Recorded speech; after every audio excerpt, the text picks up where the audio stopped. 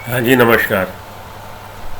स्वागत है आपका सुमो बायोलॉजी में। तो हम लोग डबल स्ट्रैंड डीएनए को डिस्कस कर रहे हैं। डबल स्ट्रैंड डीएनए स्ट्रक्चर को डिस्कस कर रहे हैं। लास्ट लेक्चर में यही हम लोगों ने डिस्कस किया, उसी को आगे बढ़ाता हूँ मैं। अब ये बोल रहा है कि जो इन्होंने डबल स्ट्रैंड डीएनए स्ट्रक्चर बताया, किन्होंने बताया?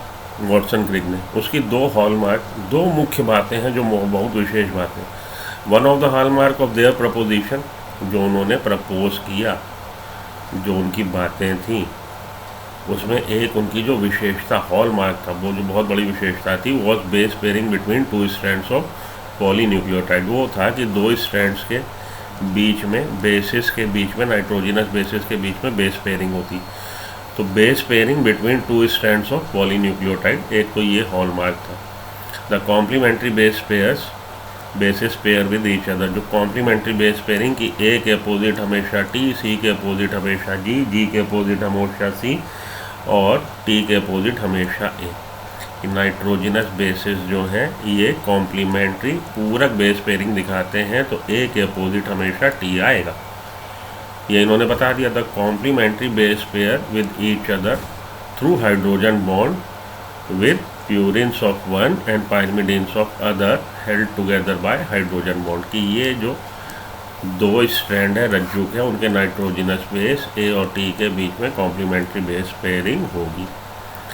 साइटोसिन बॉन्ड्स विद ग्वानिन, तो ए के अपोजिट हमेशा टी और सी के अपोजिट हमेशा जी आएगा।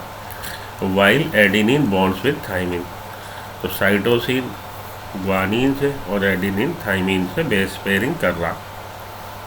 दे said to be complementary to each other, ये जो बेस पेयरिंग है, युग्म जो बन रहे हैं, ये कॉम्प्लीमेंट्री है, पूरक है एक दूसरे के। And therefore the sequence of bases of if one strand is known, इसलिए हम कह सकते हैं कि अगर हमें एक स्ट्रैंड पे सीक्वेंस मालूम है किसकी, बेसिस की, तो दूसरे स्ट्रैंड पे हम सीक्वेंस बता सकते हैं। We can predict the sequence of bases over other strand. तो एक तो हॉलमार्क था इनकी, जो प्रपोजल था उसका हॉलमार्क था कि कॉम्प्लीमेंट्री बेस पेयरिंग, और दूसरा हॉलमार्क था, जो मुख्य बात थी, their second big proposal was that the two chains are antiparallel. ये जो दो चेनें थी, इनके मुंह विपरीत दिशा में थे, with fifth prime end to third prime orientation and third prime end to fifth prime orientation of the other. तो एक का ये यहाँ पे फिफ्थ प्राइम एंड का सिरा और इधर थर्ड प्राइम एंड, तो दूसरे का थर्ड प्राइम एंड का सिरा इधर और फिफ्थ प्राइम एंड का। तो देखिए दोनों एक दूसरे के विपरीत समानांतर। Two chains are twisted helically, और ये जो दो चेनें हैं सीधी सीधी नहीं है, वो ट्विस्टेड है, ट्विस्टेड है, मोड़दार है, ट्विस्टेड हेलिकली। और कुंडली नुमा, हेलिकल कुंडली नुमा मोड़ है। The helix is right handed, और ये जो कुंडली नुमा मोड़ है ये राइट हैंडेड है, दाहिनी दक्षिणावर्त है, दाहिनी तरफ है। चलिए अब इससे रिलेटेड कुछ क्वेश्चन, जो क्वेश्चन हम लोग के लिए ज़रूरी होते हैं। चूज द करेक्ट स्टेटमेंट, जो स्टेटमेंट अभी तक हम लोगों ने पढ़े। Haploid content of DNA of human 4.6 into 10⁻6, 10⁻6 base pair. तो 10⁻6 बेस पेयर, ये हमारा डीएनए का कंटेंट जो दिया गया है, ये हमारा सही नहीं है। क्यों सही नहीं है? ये 4.6 इंटू 10⁻6 बेस पेयर, ये कंटेंट होता है इचेरिटिया कोलाई का। ह्यूमन का, हैप्लॉइड का कंटेंट होता है 3.3 इंटू 10⁻9 बेस पेयर। तो ये स्टेटमेंट करेक्ट नहीं है। Nitrogenous base is link to pentose sugar through ester bond. Nitrogenous base और पेंटोज शुगर कैसे जुड़े हैं? एन ग्लाइकोसिटिक बॉन्ड से, एन ग्लाइकोसिटिक बॉन्ड से। तो ये स्टेटमेंट भी ठीक नहीं है। X ray diffraction data of Morris Wilkins and Rosalind Franklin was the basis of Watson Crick DNA model, ये स्टेटमेंट ठीक है। इन्होंने, वॉटसन और क्रिक ने जो प्रपोजल दिया था बी स्ट्रक्चर का, वो इसी पे आधारित था। DNA as an active acidic substance was first identified by Watson and Crick. तो डीएनए एसिडिक सब्सटेंस है जो न्यूक्लियस में, किसने? Friedrich Miescher was the scientist. तो ये स्टेटमेंट भी गड़बड़ है। तो सही स्टेटमेंट क्या है? सही स्टेटमेंट है ये, इसको चुन लीजिए, आगे बढ़िए।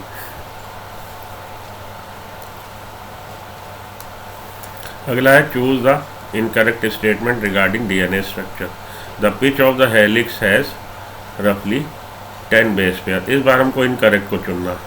तो पिच ऑफ द हेलिक्स जहाँ से आप चले 360 डिग्री रोटेट होके आप फिर से वहीं आ गए। तो जहाँ से आप चले 360 डिग्री रोटेट होके आप वहीं आ गए, इसको आप लोग क्या बोलते हैं? पिच। तो जहाँ से आप चले और 360 डिग्री रोटेट होके आप वहीं आ गए, उसको हम लोग बोलेंगे पिच ऑफ द हेलिक्स। ठीक है जी। तो ये चले आप और यहाँ पे फिर आ गए, ये है पिच ऑफ द हेलिक्स, जो 3.4 नैनोमीटर होता है और इसमें 10 बेस पेयर होते हैं। ठीक है, ये देखिए आप यहाँ से चले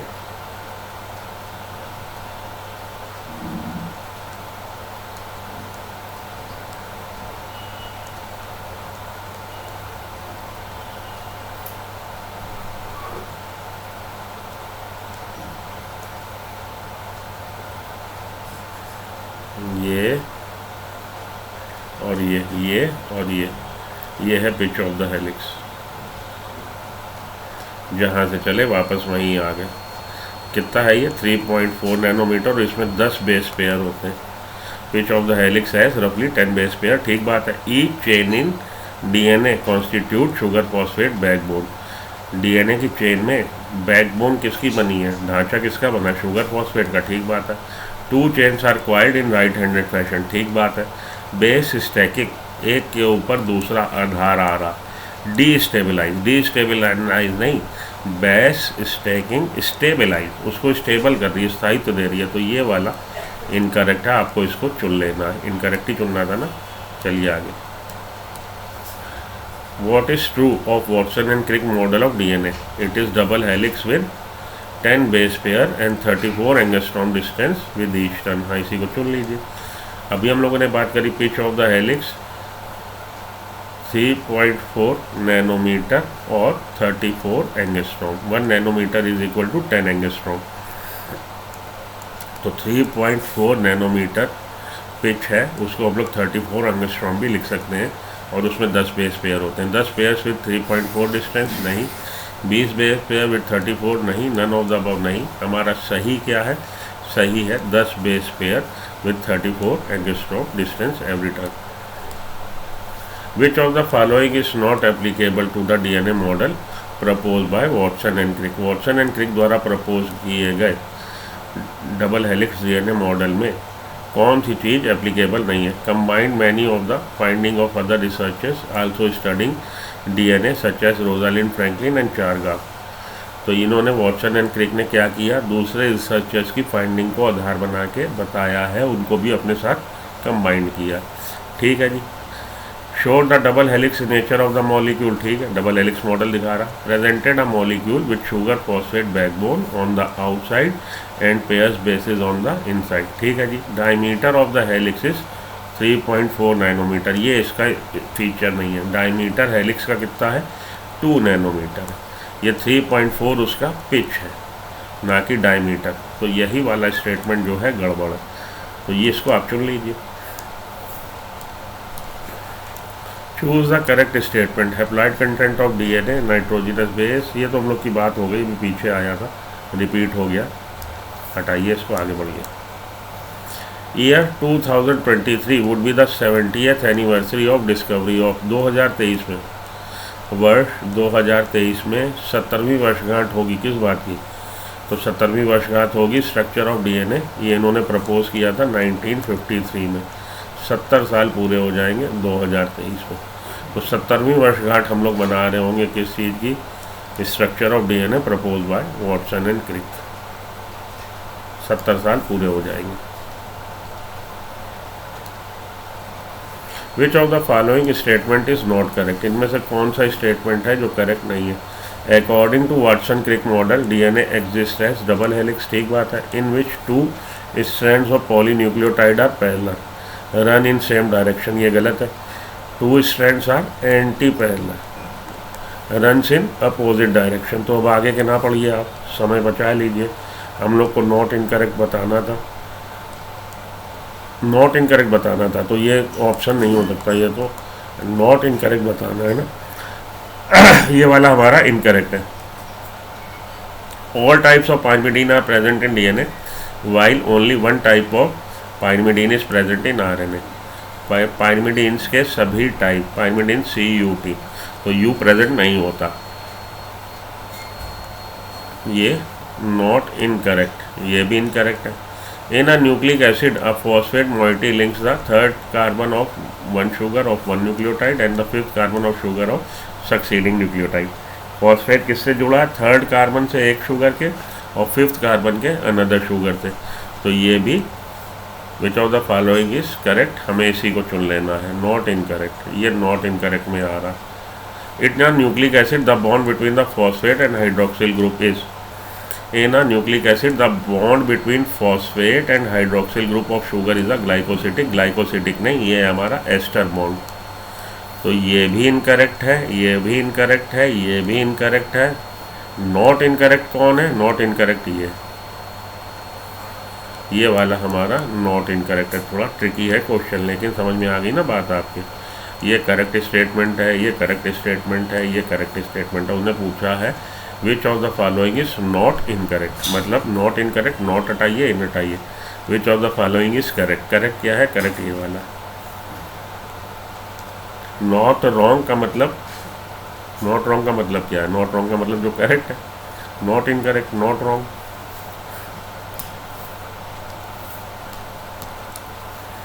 तो ये हुए हमारे इससे रिलेटेड क्वेश्चन जो हम लोगों ने कल टॉपिक डिस्कस किया था। अब एक ये टॉपिक, इससे पहले मैं पैकेजिंग पे चलूँ। हम लोग की NCERT में पैकेजिंग अब पढ़ना हम लोगों ने देखी। NCERT पे चलें, एक मिनट, NCERT पे चलिए। हुआ क्या है, कल हम लोगों ने यहाँ तक पढ़ लिया। अब उसमें सीधे इसके बाद उन्होंने DNA कुंडली का पैकेजिंग पे आ गए। DNA के स्ट्रक्चर को डिस्कस करने के बाद डबल हेलिक्स स्ट्रक्चर, उसके सेलिएंट फीचर, किसने बताया, कब बताया, कैसे बताया, क्यों बताया, उसका सबका डिस्कशन के बाद, उसके फीचर के बाद, रिवर्स ट्रांसक्रिप्शन की बात करने के बाद ये लोग आ गए हैं DNA कुंडली की पैकेजिंग। और केवल एक लाइन इन्होंने कि चारगाफ के कॉम्प्लीमेंट्री बेस पेयरिंग को भी कंसीडर किया। इन्होंने चारगाफ को और ज़्यादा फुटेज नहीं दिया, लेकिन मैं आपको रिकमेंड करूँगा कि चारगाफ को अलग से थोड़ा सा पढ़ लीजिए। चारगाफ रूल ये आप लोग के लिए मेहनत करके मैंने बनाया है अलग से। चारगाफ रूल क्या कहता है, इसको पढ़ लेते हैं। तो ये वाला आपका एक्स्ट्रा है जो आपकी बुक में नहीं है, एक्स्ट्रा। चलिए पढ़ते हैं और उसको समझते हैं।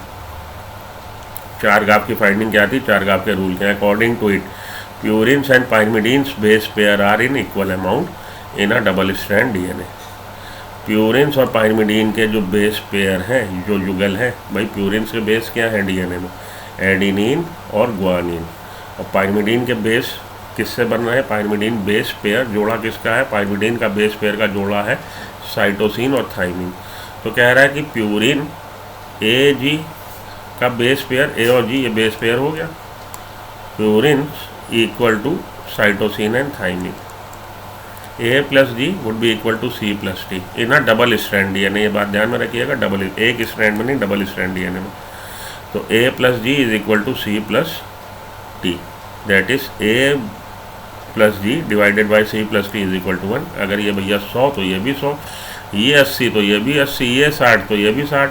तो 80 बटा 80 1, 60 बटा 60 1, 120 बटा 120 1, x बटा x 1, y बटा y 1, सीधी सी बात। तो A plus G is equal to C plus D, in other words A plus G divided by C plus T is equal to 1।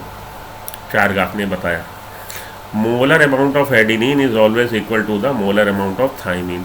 भैया A जहाँ जहाँ A है वहाँ वहाँ T है। तो A जितनी बार अपीयर हुआ T उतनी बार अपीयर हुआ, T जितनी बार यहाँ अपीयर हुआ A उतनी बार इधर अपीयर हुआ। तो अपीयरेंस जो है A की always equal to T, equimolar है। Molar amount of adenine is always equal to the molar amount of thymine. ठीक है, आ रहा है ना समझ में? Similarly molar amount of guanine is always equal to the molar amount of cytosine. Sugar, deoxyribose and phosphate occur in equal molar position. Sugar भी बराबर है, जितने शुगर के मॉलिक्यूल उतने ही फॉस्फेट के मॉलिक्यूल। हमारे डबल स्ट्रैंड डीएनए में A plus G is equal to C plus T और A plus G divided by C plus T is equal to 1 और A is always equal to T, C is always equal to G और sugar के जितने भी molecule हैं that is always equal to the phosphate molecule. AT base pairs are all really equal to the CG base pair. ये वाली बात समझिए. अब ये वाला इम्पोर्टेंट है. A और T के जो बेस पेयर है वो रेयर है, अपवाद स्वरूप कभी इक्वल होगा C और G के. ये बराबर नहीं होंगे. A और T और T और T और A और A और T और T और A. मानो इतनी बार ये रिपीटिशन होने के बाद अब आया C, G और G और C. तो AT ये जो जोड़ा बना AT, क्या ये CG के बराबर है? नहीं बराबर है. A plus T is not equal to C plus G. AT base pair बराबर नहीं है CG बेस पेयर के. तो A plus T is not equal to C plus G या AT base pair is not equal to base pair AT base pairs are not equal to CG base pair. Clear? Absolutely clear. चलूँ आगे.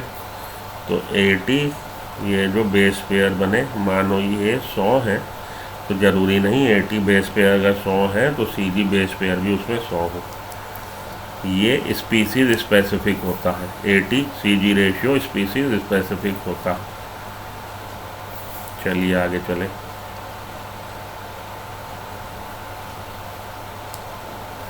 The ratio of AT CG is variable. AT CG ratio variable है DNA के लिए but constant for a species. लेकिन species के लिए constant होता है. AT CG रेशियो में वेरिएशन देखने को मिलेगा आपको. कॉकरोच में अलग है और आपका एप्पल स्नेल में अलग है और आपका हाइड्रा में अलग है. AT CG रेशियो अलग अलग मिलेंगे लेकिन स्पीसीज के लिए कांस्टेंट होगा. But it can be use to identify the source of DNA. साथ के साथ AT CG रेशियो हमें इंडिकेट करता है कि ये डीएनए किस सेल का है. प्रोकैरियोटिक सेल का है कि यूकैरियोटिक सेल का है.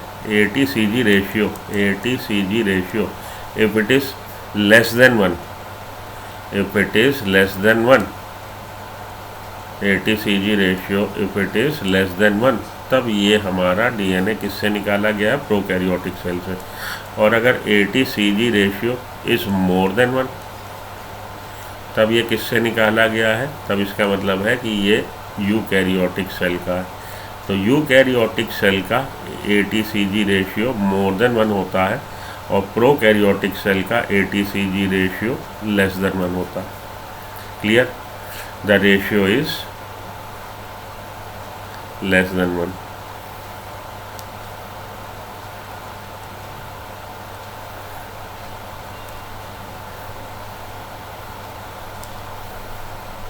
.93 फॉर इक्वलाई एशेरेकिया कोलाई 0.93 है और फॉर मैन ह्यूमन बीइंग के लिए 1.55 है. Always more than 1 for eukaryote. ये बहुत इम्पॉर्टेंट है, एक्स्ट्रा है.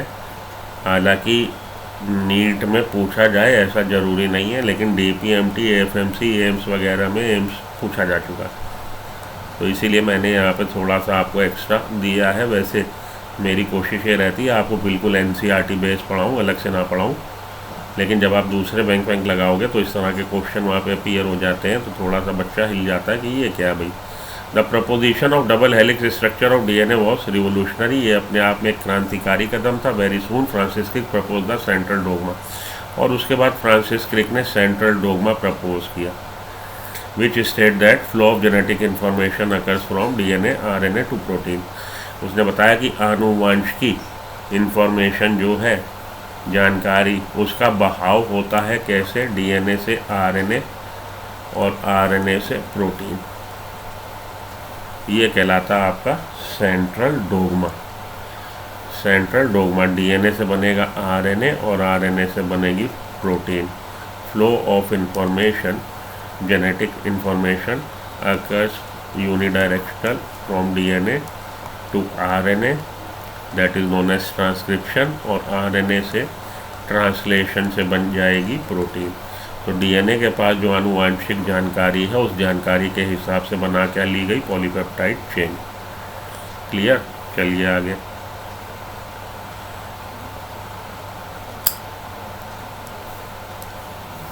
इन some viruses the flow of इनको, ये छोड़ो हटाओ। Salient feature of double helix DNA कर चुके हम लोग बात, चारगाफ रूल की भी बात कर ली है।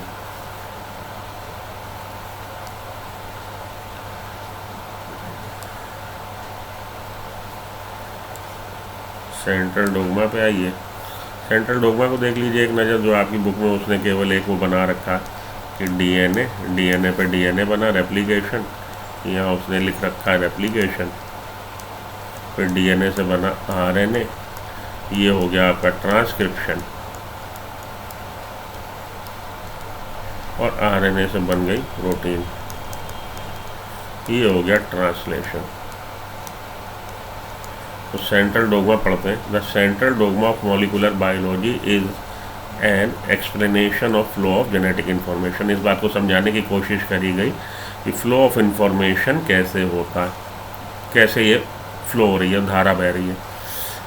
It is often stated as DNA makes RNA and RNA makes protein. तो सीधे साधे शब्दों में बोल दो कि डीएनए से बना आरएनए, आरएनए से बनी protein. Although this is not its original meaning, हालांकि ये इसका ओरिजिनल मीनिंग नहीं था। It was first stated by Francis Crick in 1957। तो सेंट्रल डोग्मा की परिकल्पना सबसे पहले किसने दी? It was first stated by Francis Crick. Francis Crick scientist थे जिन्होंने 1957 में सेंट्रल डोग्मा प्रस्तुत किया। ठीक है, ये लाइन इंपॉर्टेंट है, it was first stated by Francis Crick. आगे चलिए। The central dogma. This states that once information passed to the protein, it cannot get out again. तो सेंट्रल डोग्मा जो इन्होंने फ्रांसिस क्रिक ने बोला, फ्रांसिस क्रिक ने बोला कि जब एक बार जानकारी डीएनए से आरएनए के माध्यम से प्रोटीन में ट्रांसफ़र कर दी जाती है, तो डीएनए के पास जो जानकारी है कि भैया ये इंसुलिन हमने बनाना है, वो इंसुलिन बन गई अमीनो एसिड्स को उसी क्रम में लगा के। तो अब ये वापस उसको इधर हम नहीं भेज सकते जानकारी को। In more detail the transfer of information from nucleic acid to nucleic acid और from nucleic acid to protein में भी पॉसिबल। दूसरे शब्दों में हम बोलें और इसको इलेबोरेट करके बोलें कि न्यूक्लिक एसिड से न्यूक्लिक एसिड में जानकारी ट्रांसफ़र हो सकती है और न्यूक्लिक एसिड से प्रोटीन में हो सकती है, बट प्रोटीन टू प्रोटीन नहीं हो सकती और प्रोटीन टू न्यूक्लिक एसिड नहीं हो सकती। ये था हमारा सेंट्रल डोग्मा, जिसको आज की तारीख में हम लोग समझते हैं कि फ्लो ऑफ इंफॉर्मेशन यूनिडायरेक्शनल है, डीएनए से आरएनए और आरएनए से प्रोटीन बनेगा। ऐसा हम लोग आज की तारीख में उसको इस तरह से इंटरप्रेट करते हैं, इस तरह से समझते हैं। लेकिन इन्होंने जब बताया था, इन्होंने बोला कि डीएनए से, फ्रांसिस क्रिक ने जब बताया, इन्होंने बोला कि डीएनए से बनेगा nucleic acid RNA, flow of information हो गया और आरएनए के ट्रांसलेशन से बन गई प्रोटीन। और एक बार प्रोटीन में वो इन्फॉर्मेशन ट्रांसफ़र हो गई, उससे प्रोटीन नहीं बन सकती और प्रोटीन से वापस न्यूक्लिक एसिड नहीं बन सकता। It states that such information cannot be transferred back from protein to either protein or nucleic acid. Francis Crick, ये था हमारा ओरिजिनल सेंट्रल डोग्मा। ठीक है। A second version of central dogma is popular but incorrect. तो ये जो दूसरा version central dogma का है, ये ज़्यादा पॉपुलर है लेकिन वो इनकरेक्ट है। दिस इज़ द सिंपलिस्ट, और ये बहुत आसान। उसमें देखिए थोड़ी सी बात टिपिकल है कि प्रोटीन से नहीं बन सकता, यहाँ पे बिल्कुल वहाँ पे बात एक टिपिकल बात बोल रहा कि प्रोटीन से वापस न्यूक्लिक एसिड या आरएनए या डीएनए नहीं बनेगा। लेकिन एक आसान भाषा में, लेमैन लैंग्वेज में, सिंपल भाषा में समझाए, सिंपलेस्ट तरीका, डीएनए से आरएनए बनेगा, आरएनए से प्रोटीन बनेगी। Publish by James Watson. ये जेम्स वॉटसन ने सेंट्रल डोग्मा दिया अपने शब्दों में। ठीक है। वॉटसन वर्जन डिफर्स फ्रॉम क्रिक। ये वॉटसन का जो वर्जन था, वॉटसन ने जो समझाया, वॉटसन ने सीधे सीधे समझा दिया जो हम लोग समझते हैं central dogma, flow of information DNA से आरएनए और आरएनए से प्रोटीन। ये फ्लो ऑफ इंफॉर्मेशन इस तरह से हो रही। Watson's version differ from Crick's version because Watson's describe a two step process as the central dogma. Watson का वर्जन अलग था, वॉटसन ने उसको 2 स्टेप बता दिए। 2 स्टेप क्या कि डीएनए, डीएनए से आरएनए और आरएनए से protein. While the dogma as originally stated by Crick remains valid today, Watson version did not.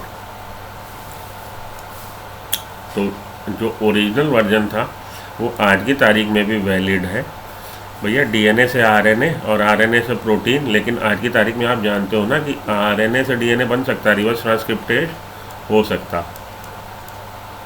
तो इसने 2 स्टेप बताया कि डीएनए से आरएनए और आरएनए से प्रोटीन, और ये बैक गियर नहीं लगाएगा, लेकिन आरएनए से डीएनए बनता।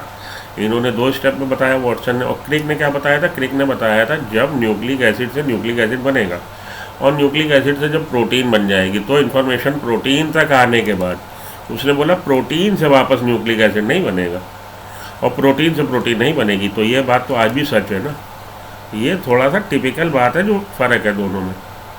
आपने क्या याद रखना है, इतना आप ना उलझो। आपने ये याद रखना है कि भैया फ्रांसिस क्रिक ने 1957 में सेंट्रल डोगमा प्रपोज किया था, और सेंट्रल डोगमा के हिसाब से एक तो वही वाली जो अपनी बुक की लाइन है कि फ्लो ऑफ इन्फॉर्मेशन यूनिडायरेक्शनल है, कि डीएनए से आरएनए बनता, आरएनए से प्रोटीन। उसको उसी तरह से रख लीजिए आप। एक साथ में एक अलग चाबी और रख लीजिए, जिससे कभी आप कुंजी खोलेंगे, ताला खोलेंगे कि प्रोटीन से न्यूक्लिक एसिड या प्रोटीन से प्रोटीन नहीं बनेगी। बस इतना याद रख लीजिएगा तो काम आपका चलेगा, आप उलझोगे नहीं। अब हम लोग आ रहे हैं पैकेजिंग ऑफ डीएनए। तो पैकेजिंग ऑफ डीएनए पहले हम लोग पढ़ेंगे अपनी बुक की, उसके बाद इधर आएंगे पैकेजिंग ऑफ डीएनए। इधर जो एक्स्ट्रा मिलता है उसको बाद में देखेंगे, पहले अपनी बुक की हम लोग देख लें, ठीक है। और इससे रिलेटेड कुछ क्वेश्चन अगर वॉटसन वाले हमारे हों तो उसको देख लें, जो हमारे क्वेश्चन इसका था, से रिलेटेड क्वेश्चन दिख नहीं रहा मुझे, होने चाहिए थे वैसे। कौन सा जी? हम लोग का चारगाफ के रूल का, चारगाफ रूल का क्वेश्चन नहीं है बच्चा, कोई बात नहीं। चलो अगली स्लाइड में आपसे देख के मैं निकालूंगा क्वेश्चन, डिस्कस करूंगा। तो यहाँ पे आके मैं रुकता हूँ, अपनी वाणी को विराम देता हूँ। पैकेजिंग ऑफ डीएनए हेलिक्स हम लोग इस आर्टिकल के साथ अगली स्लाइड में मिलते हैं। तो बने रहिए सुमो बायोलॉजी पे, पढ़ते रहिए। अगला जो लेक्चर होगा वो पैकेजिंग ऑफ डीएनए हेलिक्स होगा, ठीक, जो हम लोग अपनी पहले पढ़ेंगे एनसीईआरटी डीएनए कुंडली की पैकेजिंग, उसके बाद हम लोग इसको स्टडी करते हैं। ओके, तो अभी हम लोगों ने क्या पढ़ा? अभी हम लोगों ने पढ़ा सेंट्रल डोगमा, और हम लोगों ने डीएनए मॉलिक्यूल के स्ट्रक्चर जो दिया गया, बी स्ट्रक्चर, उसकी हम लोगों ने डिस्कशन किया फिर से एक बार। और बी स्ट्रक्चर से रिलेटेड हम लोगों ने न्यूमेरिकल्स लगाए हैं, एमसीक्यू लगाए। तो सेंट्रल डोगमा पढ़ने के बाद चारगाफ के रूल को भी डिटेल में पढ़ा, चारगाफ के रूल के भी समझे हम लोगों ने। जो चारगाफ रूल यहाँ पे आपको बहुत हल्के से बता दिया गया था। इक्विमोलर होता है, याद रखिएगा, ATCG रेशियो स्पेसिफिक है, याद रखिएगा। A+G हमेशा इक्वल है C+T के, याद रखिएगा। इक्विमोलर है, ग्लूकोज और हमारा फॉस्फेट इक्विमोलर है, ये सारी बातें आपको याद में रखनी है। ATCG रेशियो ये वेरिएबल है, आपके हर स्पीसीज़ के लिए स्पेसिफिक है ATCG रेशियो, ठीक है जी। ATCG रेशियो 1.55 है हम लोग के ह्यूमंस के लिए, और हमारा इक्वलाई के लिए 0.93 है। प्रोकैरियोटिक सेल में ATCG रेशियो हमेशा <1 होता है, और यूकैरियोटिक में हमेशा <1 होता है। ये सारी बातें आपको अलग से जो पता होनी चाहिए वो मैंने आपको लिखा दी है, बता दी है। एक चीज़ और नोट कर लीजिए जो आपकी बुक में नहीं है। विल्किंस, वॉटसन और क्रिक को अवार्ड मिला, नोबेल प्राइज़ मिला है 1962 में, 1962 में। विल्किंस, वॉटसन और क्रिक नोबेल प्राइज़ मिला इसके बी स्ट्रक्चर को बताने के लिए। तो भैया विल्किंस को दे दिया, रोजालिंड फ्रैंकलिन को क्यों नहीं दिया? क्योंकि तब तक वो पूरे हो चुके थे, ख़त्म हो चुके थे, उनकी डेथ हो चुकी थी। इसलिए विल्किंस, वॉटसन और क्रिक को नोबेल प्राइज़ मिला है 1962 में। ये अपना यहाँ से आप एक चीज़ और उठा के लिख लीजिए, जहाँ पे आप लोग अपना वो बनाते हो छोटे छोटे नोट्स। तो मिलता हूँ ब्रेक के बाद। Till then good luck, good bye, have a nice day, thank you.